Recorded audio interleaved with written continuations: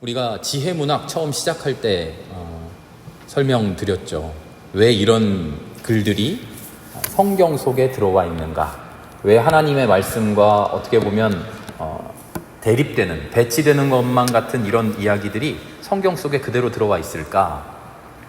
여러 가지 이야기들이 있습니다만 그 한 가지 이야기를 제가 말씀드렸던 것은 율법과 예언이라고 하는 정통신앙, 그 정통신앙 속에서 우리끼리만 어우러졌을 때에, 외부와 담을 쌓고 살았을 때에 오히려 진실임에도 불구하고 우리의 신앙생활이 그 안에서 썩어갈 수 있다 하는 말씀을 드렸어요.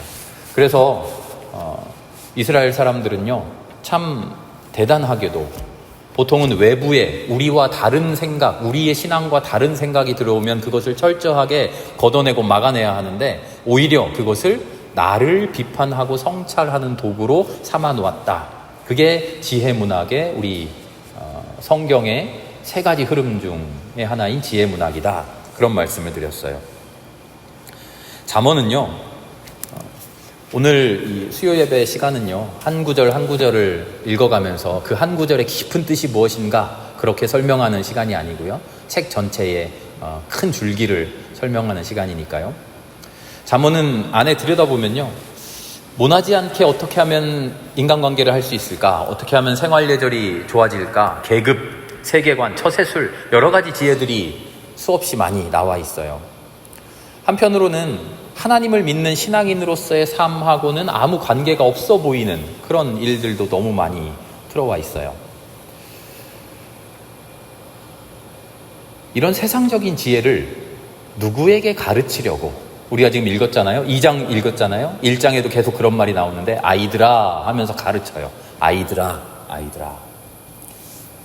누군가에게 가르치기 위한 글인데 누구에게 가르치려고 하는 것인가? 그냥 일반적인 모든 백성들에게 가르치려고 하는 말인가? 아니면 특정한 대상이 있을까? 성경을 연구하는 학자들은 참 대단한 것 같아요. 그들의 연구의 결과를 저희가 읽으면서 아, 이렇구나 하고 깨닫게 되는데요. 잠언의 몇 구절을 한번 읽어봅시다. 잠언 3장 27절에서 29절 말씀입니다. 3장 27절에서 29절 함께 읽어볼까요? 너희 손에 선을 행할 힘이 있거든 도움을 청하는 사람에게 주저하지 말고 선을 행하여라. 내가 가진 것이 있으면서도 너희 이웃에게 갔다가 다시 오시오 내일 주겠소 말하지 말아라. 너를 의지하며 살고 있는 너의 이웃에게 해를 끼칠 계획은 꾸미지 말아라. 참 훌륭한 말이죠. 그런데 이 말을 가만히 들여다보세요. 27절 말씀, 선을 행해라 하는 말인데 누구한테 하는 말이에요? 모두에게, 여러분 모두에게 말합니다. 선을 행하십시오. 그렇게 말했나요? 맨 앞에 뭐라 그럽니까? 너의 손에 선을 행할 힘이 있거든. 누구에게 말을 하는 말이냐면요, 선을 행할 만한 힘이 있는 사람이에요. 28절의 말씀은 누구에게 하는 말이냐면요, 가진 것이 있는 사람한테 하는 말이에요. 29절의 말씀은 누군가 너에게 의지하며 사는, 누구에게라도 의지가 될 만한 사람에게 하는 이야기예요. 잠언의 말씀은요, 일반적으로 하나님을 믿는 백성이라면 누구나 이래야 된다라는 말씀이 아니고요, 그 말씀의 뒤를 살짝 해보면 선을 행할 힘이 있는 사람, 남을 도와줄 만한 능력이 있는 사람, 이미 누군가 그를 의지하는 그런 사람. 15장 27절에는 무슨 이야기가 나오냐면요, 뇌물을 거절하는 사람은 오래 산다. 뇌물을 받지 말아라 그래요. 혹시 여러분 뇌물 받아보신 적 있으세요? 없죠. 뇌물을 받으면 안 된다는 건 알고 있는데요, 어려서부터 배워서 다 알고 있는데요, 뇌물 받아보신 분 없어요. 저도 뇌물을 받아본 적이 없어요. 왜 그럽니까? 제가 뇌물 받을 위치에 있지 않아요. 잠언은요, 뇌물을 받을 기회가 생길 사람에게 하는 이야기예요. 뇌물을 받을 만한 일이 생기는데 뇌물을 받으면 안 돼요 하는 말이에요. 25장 6절 7절 한번 찾아볼까요? 잠언 25장 6절 7절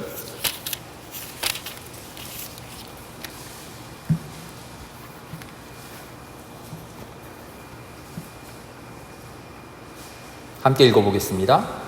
왕 앞에서는 스스로 높은 채 하지 말며 높은 사람의 자리에 끼어들지 말아라. 너의 눈앞에 있는 높은 관리들 앞에서 저리로 내려가라는 말을 듣는 것보다 이리로 올라오라는 말을 듣는 것이 더 낫기 때문이다. 우리가 이거를 잘 알고 있어도 평생 써먹을 일이 없어요. 왕을 만날 일이 없고요. 높은 관리를 만날 일이 없어요. 이건 누구에게 이야기하는 겁니까? 왕을 만날 일이 있는 사람이에요. 관리가 되어서 공직에 나갈 수 있는 사람이에요.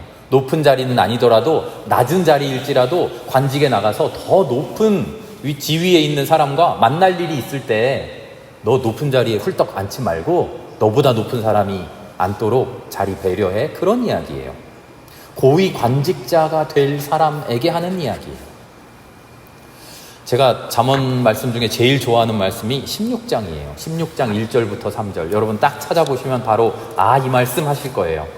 앞으로 조금 넘겨서 16장 1절에서 3절 말씀을 함께 읽어봅시다. 계획은 사람이 세우지만 결정은 주님께서 하신다. 사람의 행위는 자기 눈에는 모두 깨끗하게 보이나 주님께서는 속 마음을 꿰뚫어 보신다. 내가 하는 일을 주님께 맡기면 계획하는 일이 이루어질 것이다. 아멘. 얼마나 은혜로운 말씀이에요. 내가 뭔가를 하고 싶은데 내 멋대로 하는 게 아니라 다 하나님이 하신다. 내가 하는 것 같지만 결정은 하나님이 하신 거야. 하나님께 맡기면 하나님이 해주셔. 그런 말씀인데요. 이 말씀도 찬찬히 생각해 보세요. 누구에게 하는 말인가요? 뭔가 나라를 경영하고 나라를 다스리고 계획을 세우는 위치에 있는 사람에게 하는 훈계예요. 도시를 세운다고 해봅시다. 아파트를 세울까? 상가를 지을까? 도로를 어떻게 낼까? 그런 계획을 세우는 사람한테 해주는 말이지요. 그 건설 현장에 나아가서 삽질하고 시멘트 포대 나르는 그런 일용직 근로자에게 할 말이 아니에요. 잠언서는요, 처음부터 끝까지 하나하나 뜯어보면 이게 일반인들에게 하는 이야기가 아닌 것을 알 수 있어요. 그러고 보면 1장 1절에 이미 힌트가 있어요. 1장 1절이 뭐였죠? 이스라엘의 왕 솔로몬의 잠언이다. 이렇게 돼 있어요. 우리는 흔히 솔로몬 하면 어떤 왕입니까? 지혜의 왕 그러잖아요. 그 지혜로운 판단, 아이를 누구에게 줘야 하느냐 하는 그 판단을 내린 지혜의 왕. 그러니까 잠언서가 지혜 이야기니까 지혜로운 왕 솔로몬이 썼겠지 하고 아무렇지도 않게 지나가는데요.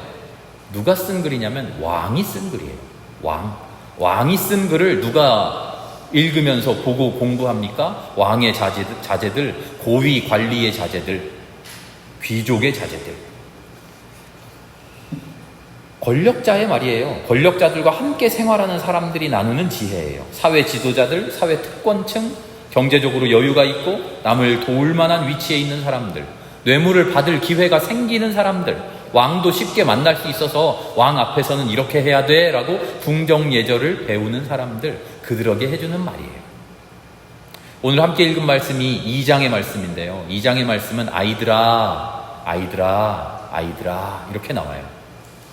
학자들이 이 전체 잠언을 연구해보고 내린 결론이 이렇습니다. 왕실의 궁정학교에서 귀족 아이들, 왕족 아이들을 가르치는 교재가 아니었을까 이렇게 생각하기도 합니다. 오늘 말씀의 제목을 제가 뭐라고 달아놨냐면요, 지혜의 자리라고 되어 있어요. 지혜의 자리.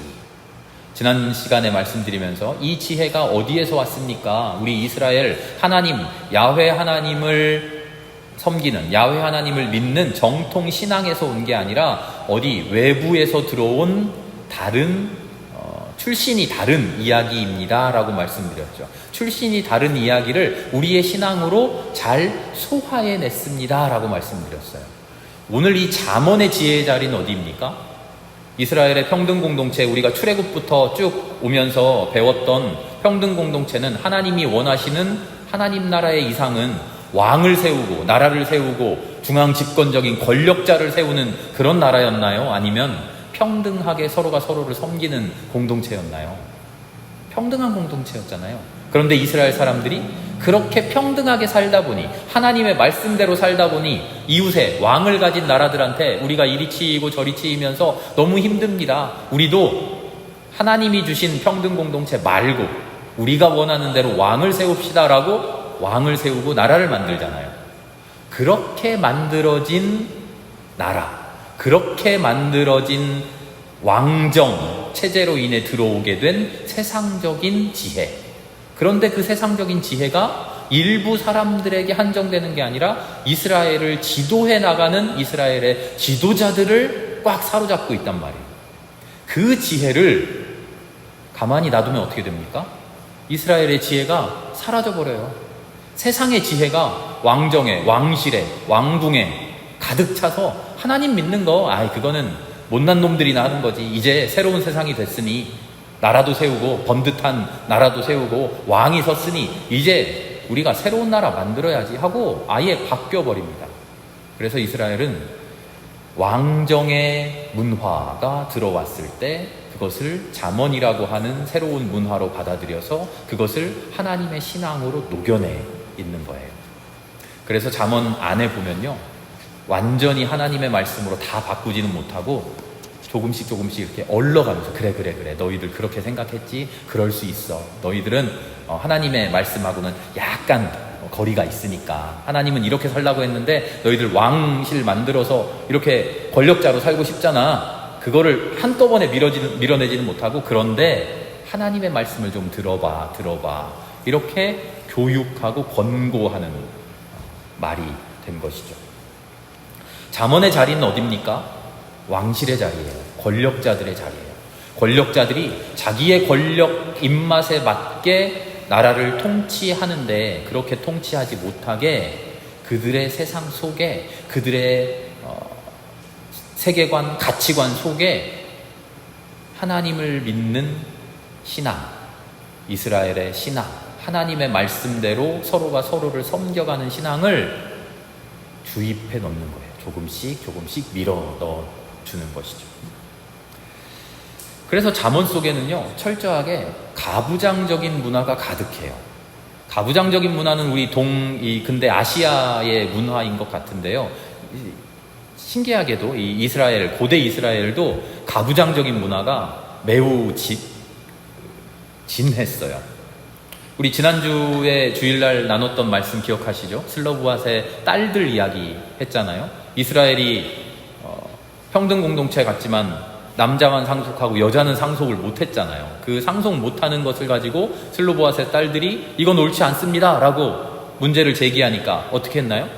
이스라엘의 지도자들, 모세하고 민족의 장로들이 다 무슨 소리야? 어디 여자들이 감히 가만히 있어? 이랬나요? 아니죠. 딸들의 이야기가 지금 우리의 전통과는 다르지만 묵살하지 않고 하나님 앞에 그대로 가지고 나와서 하나님께 물었죠. 하나님이 뭐라고 하십니까? 딸들의 이야기가 옳다. 자, 이스라엘의 전통 속에, 하나님을 믿는 전통 속에 있는 사람들은 어떻게 했습니까? 어쩔 수 없지, 현실이 다 그래, 그렇게 살아왔어, 그러고 말아버린 게 아니라 하나님 앞에 가지고 나와서 세상 앞에 외쳤어요. 이게 출애굽 전통의 신앙이에요. 개혁적입니다. 출애굽 전통은요, 우리 하나님을 믿는 이스라엘 야훼 신앙은요, 개혁적이에요. 왜 그럴까요? 애초에 출애굽기 맨 처음에 하나님이 불러 모아서 너희는 내 백성이다 한 사람들이 어떤 사람들입니까? 귀족들, 왕족들, 양반들, 잘 사는 사람들이었나요? 아니죠. 못 사는 사람들, 불황자, 노동자, 농민, 힘없는 자, 백없는 자, 못 배운 자, 무식한 자, 이런 사람들을 불러 모아서 실망하지 말아라. 너희들 나고자 아니야? 너희들 사회가 버린 것 아니야? 너희들을 사랑해주는 존재가 있어? 그게 하나님이야? 너희들 서로 도우면서 행복하게 살 생명의 권리가 있어? 그런 나라를 내가 만들어줄게. 이게 하나님 야훼 신앙의 출발이었잖아요. 그래서 야훼 신앙은요, 항상 개혁적이에요. 잘못된 것을 뭉개고 그냥 뭉개고 가만히 있는 게 아니라 이건 잘못됐습니다 라고 외쳐요. 그런데 잠언의 세계관은 살짝 달라요. 잠언은 그런 출애굽 신앙에서 온 게 아니라 왕정 체제를 만들어가는 귀족 중심의 사회의 문화예요. 그래서 가부장적인 세계관이 더욱 짙어요. 가난한 사람들, 못 배운 사람들이 아니라 어떤 사람들, 권력자들, 돈 있는 사람들, 부유한 사람들, 왕실과 연관 있는 사람들, 그들의 삶의 자리가 그렇기 때문이에요. 잠언 맨 마지막에 31장을 우리가 찾아서 조금 깁니다만 함께 읽어보겠습니다. 잠언 31장 10절에서 22절까지 함께 읽어봅시다. 앞에 보면요, 잠언을 누가 썼다고 나오죠? 솔로몬이 썼다고 나오는데요, 중간중간에 다른 왕도 등장을 해요. 르무엘이라고 하는 왕이 남긴 잠언이에요. 31장은 르무엘 왕의 잠언인데, 특별히 뒤편에 10절부터 끝까지는 아내에 대한 이야기예요. 여성에 대한 이야기입니다. 10절부터 22절까지 교독으로 읽어봅시다. 누가 유능한 아내를 맡겠느냐? 그 값은 진주보다 더 뛰어나다. 그의 아내는 살아있는 동안 오직 선행으로 남편을 도우며 해를 입히는 일이 없다.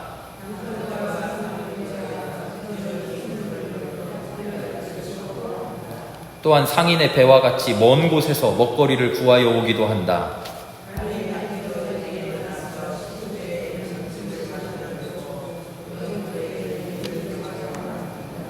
밭을 살 때는 잘 살펴본 다음에 사들이고 또 자기가 직접 번 돈으로 포도원도 사서 가꾼다. 사업이 잘 되어가는 것을 알고 밤에도 등불을 끄지 않는다. 한 손은 펴서 가난한 사람을 돕고 다른 손은 펴서 궁핍한 사람을 돕는다.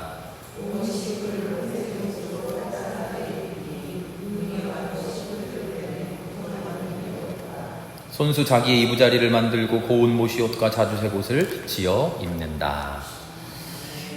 뒤에도 쭉 이어지는데요, 우리가 성경을 번역하기 때문에 점잖게 번역을 했는데요, 이 이야기는 우리가 읽고 아멘 하면 안 돼요. 지금 어때요? 무슨 원더우먼이에요? 슈퍼맨이에요? 잠잘 시간도 없어요. 언제 자고 언제 쉬어요. 모든 일을 다 해요. 포도원도 가꾸는데 그 포도원을 무슨 돈으로 사요? 자기가 번 돈으로 사야 돼요. 밭을 갈고요, 무슨 삼배 옷을 만들고 손수 이부자리를 다 만들고 17절 보세요. 허리를 단단히 동여매고 억센 팔로 일을 해야 된대요. 몸에 큰일 났죠. 집안의 모든 살림살이를 도맡아 다 해요. 몸이 10개라도 모자랄 판이에요. 12절의 말씀 봅시다. 그의 아내는 살아있는 동안 오직 선행으로 남편을 도우며 해를 입히는 일이 없다. 살아있는 동안 무슨 일을 해야 된다고요?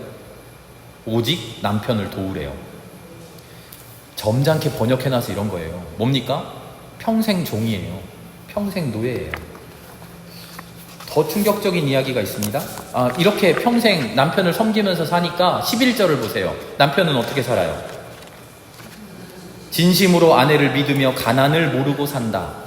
가난을 모르고 산다. 이 번역이 정말 잘못됐는데요, 새 한글 성경이라고 하는 새로 번역된 성경은 이렇게 나와요. 남편은 그가 마음속으로 그를 신뢰하지. 부인 이야기입니다. 남편은 마음속으로 그를 신뢰하지. 그가 벌어들이는 것이 남편에게는 모자라지 않아. 이렇게 번역해놨어요. 말투도 뭐뭐 한다 하지 않고요, 남편은 마음속으로 그를 신뢰하지. 그가 벌어들이는 것이 남편에게는 모자라지 않아. 이게 무슨 말이냐면요, 졸부 부모를 둔 철없는 아들 젊은이가 어떻게 살아요? 펑펑 흥청망청 막 유흥가에서 돈을 펑펑 쓰면서 살아요. 그럼 그 옆에서 그 돈 같이 쓰는 재미에 같이 나온 친구가 좋아서 그러다가도 한마디 하죠. 야, 너 이렇게 써도 괜찮냐? 그럼 그 친구가 뭐라 그럽니까? 괜찮아. 아빠 돈 많이 벌어. 나 이렇게 많이 써도 모자라지 않아. 딱 그 이야기예요. 남자가 밖에 나가서 펑펑 쓰기에 모자라지 않도록, 남자가 이런 일도 하고 저런 일도 하고, 남자가 뭐 술 한 잔도 사야지 막 그러면서 다니기에 모자라지 않게 돈을 벌어오는 여자라는 거예요. 집안일은 집안일대로 잘하고, 게다가 남편이 밖에 나가서 자기 하고 싶은 대로 다 하고 살 수 있도록 그것까지 다 지원해주는, 넉넉하게 돈도 벌어와야 한, 이게 좋은 아내랍니다. 집안일을 여자가 하고 바깥일을 남자가 하고, 이게 우리 아시아의 가부장제였다면 지금 잠언 세계의 가부장제는요, 집안일을 여자가 하고 바깥일을 그것도 여자가 하고. 뒤에 보세요. 부동산을 사고 파고 하는 것도 여자가 해요. 포도원도 사서 가꾸는 거 누가 해요? 자기 돈으로 여자가 사서 해요. 그럼 남자는 뭐합니까? 우리가 22절까지 읽었죠? 23절을 읽어봅시다. 남자가 하는 일이 딱 나옵니다. 남편은 마을 원로들과 함께 마을 회관을 드나들며 사람들의 존경을 받는다. 뭡니까? 한량이에요. 남편은 한량이에요. 귀족으로 태어나서 귀족 대접을 받으면서 오냐오냐 자라가지고 좋은 아내를, 돈 잘 버는, 집안일 잘하는 아내를 맞아들여서 내가 마음대로 할 수 있도록 다 서포트해라. 나는 마을 회관 다니면서 원로들 만나고 존경받으면서 살아야지. 이게 잠언이 가지고 있는 귀족 세계의 여성관이에요. 아내관이에요. 자, 이 말씀을 듣고 보니까 내가 평소에 잠언 말씀 좋아했는데, 잠언 말씀 읽으면서 아멘 했는데 실망이네, 이러실 수도 있어요. 그런데 잠언이 사실은 정체가 이렇다라는 것을 제가 굳이 말씀드리는 이유는요, 그러니까 잠언 말씀 얘네는 출신부터가 하나님 말씀과 좀 달라, 그런 이야기가 아니고요. 지금 수요일날 함께 나누는 이 시간의 목표가 뭐죠? 출애굽부터 시작한 하나님의 나라, 하나님의 평등 공동체, 야훼 신앙 공동체, 그 공동체가 우리 인간의 역사 속에서 어떻게 이루어져 가는가, 우리 그것을 지금 공부하는 중이에요. 먼저 역사를 살펴봤죠. 이스라엘의 역사를 살펴보니까 될 듯 하다가 가나안에 정착해서 나라를 세우면서 부패하고 잘못되어 가서 결국은 나라가 다 멸망하고 말죠. 그래서 하나님의 평등 공동체가 역사에서 실패했는가 보다 했더니, 실패했나요? 아니에요. 예언자, 선지자라는 형태로 하나님께서 우리 인간들의 마음을 근본적으로 지금 갈아엎고 계셨어요. 그런데 가만 보니까 예언의 전통도 끊기네요. 그럼 그것도 끊겼네요. 끊겼습니까? 아니에요. 더 깊은 묵시문학이라고 하는 전통으로 또 이어져 가고 있었어요. 이게 이어져서 이제 예수님으로 바로 넘어갈 거예요. 그런데 그러기 전에, 그럼 하나님의 평등 공동체는 잘난 사람들, 훌륭한은 아니죠. 잘난 사람들, 돈 많은 사람들, 권력 있는 사람들은 딱 무시하고 경계를 딱 치고, 못난 사람들끼리만 잘 살자. 너희들은 잘났으니까, 너희들은 권력자니까 하나님 나라의 백성들 아니야, 이랬나? 그게 아니라는 거예요.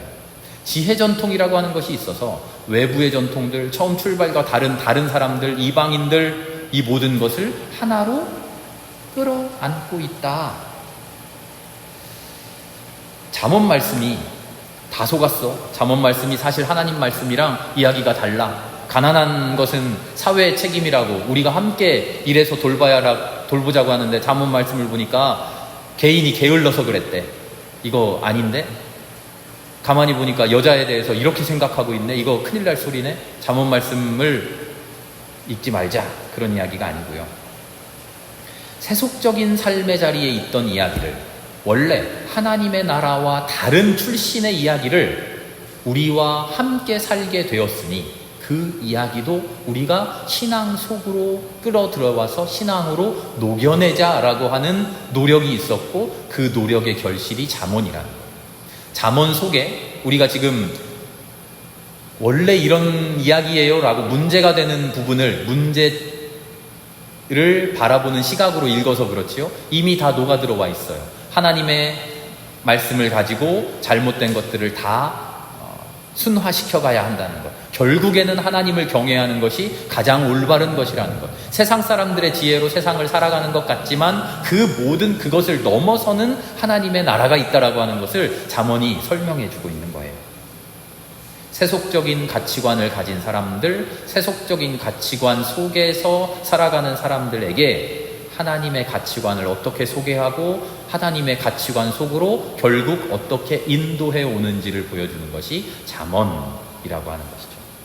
세상적인 전통과 신앙적인 전통의 만남, 그 절정이 이제 다음 시간에 우리 전도서 이야기를 할 텐데요. 전도서에 그런 이야기가 나옵니다. 이 사람들 이야기 들어보니까 산다는 게 이렇고 저 사람들 이야기 들어보니까 산다는 게 이런데 우리 하나님은 산다는 걸 뭐라고 말씀하시나. 그 모든 것을 한데 모아놓은 것이 이제 전도서 이야기입니다. 그 전도서 이야기를 세상적인 지혜를 잘 달래서 하나님의 영적 지혜 안으로 어떻게 통합시켜가는지 그 이야기를 이제 다음 시간에 또 알아보도록 하겠습니다. 함께 기도하겠습니다.